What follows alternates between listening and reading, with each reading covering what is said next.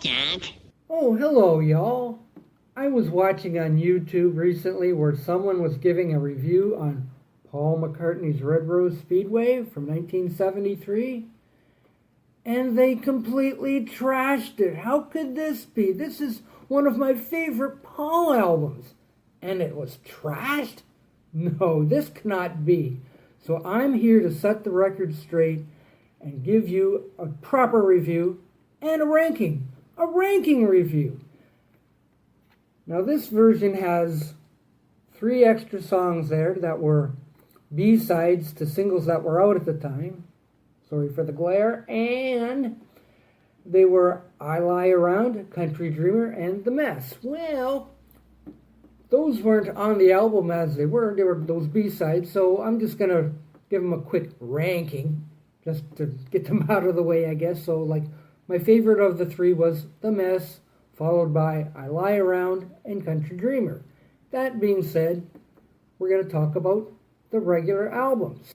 And even though I remember when I had the LP vinyl of this, it had a nice big book inside. But here all you get is this little disclaimer, sort of, that says, yeah, you get 3 bonus tracks, and those bonus tracks were the B-sides to singles that were out at the same time this album was released. So I'm going to rank and review all the songs on here in order of my preference, starting with the one that I feel is the one I don't care for so much, and that one will be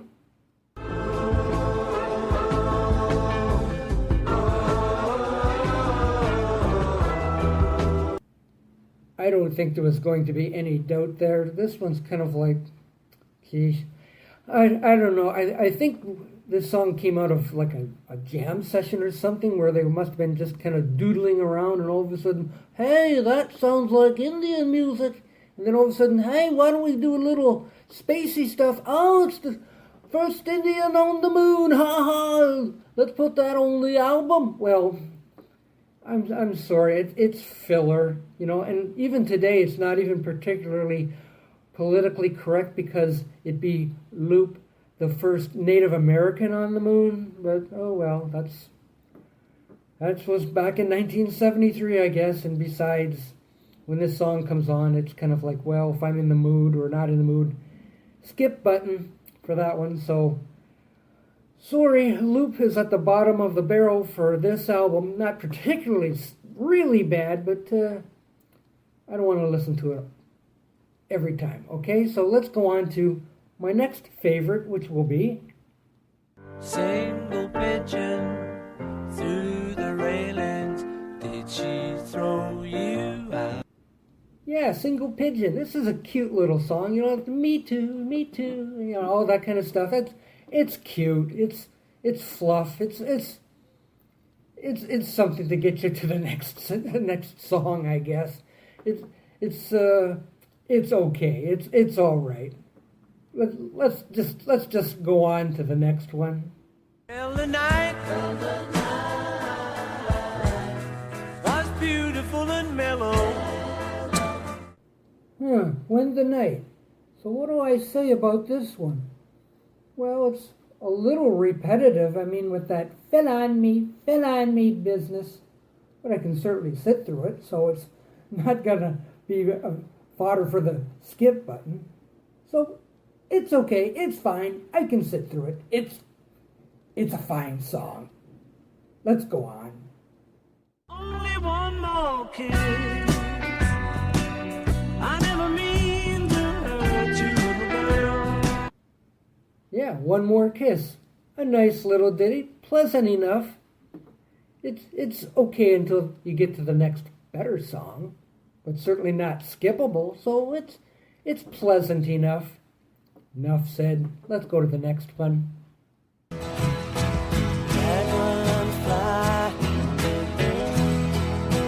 don't keep me waiting. You know what I think happened here? I think Paul had 2 unfinished songs at this point, one called Little Lamb, the other called Dragonfly. So what does he do? He puts them both together and gets Little Lamb Dragonfly, and it works out fine. It's a nice little song put together, and pleasant enough. Good listen. It gets us to the next track, which is Try to love, you can't go wrong. Yeah, yeah. Oh yeah, Get on the Right Thing. This is a bouncy little tune. I like this one. This one comes in especially handy in the car when you're driving and it comes on, you're bouncing along to it in the car seat, especially down bumpy roads. Perfect. Let's go on favorite song on the whole album. But I guess over the years it's kind of got overplayed and kind of sunk to number 3.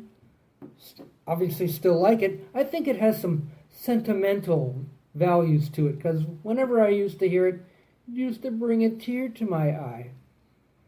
Oh, those were the days. But it's still a good song. One of Paul's best songs. One of Paul's best romantic ballads, I think. So even though it's sunk to number 3, it's still up in the top 5 at least. And it'll get us to what I consider my second most favorite song on the album.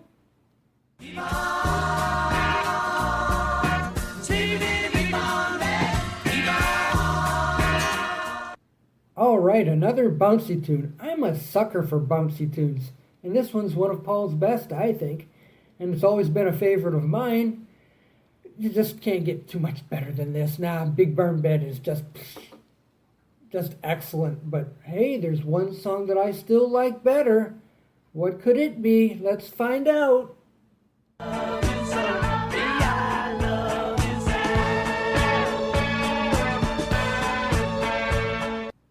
Yes, the medley. The medley is my favorite. And I know there's a lot of people out there who don't like the medley, and I don't know why. Each of the 4 pieces to it are great, but when you put them all together in a medley, and then at the end, sheer genius, he puts them all together at once. How clever is that? That is so cool. I think that is just genius. That is just genius. So I think the medley is my favorite, and the album as a whole is wonderful. So whoever out there who trashed it, rethink this. This is a super album. Maybe you need to listen to it again without blinders on your ears. I don't know what the case is. So I say yes, Red Rose Speedway is a fine album. Go buy one if you don't have one. Yeah.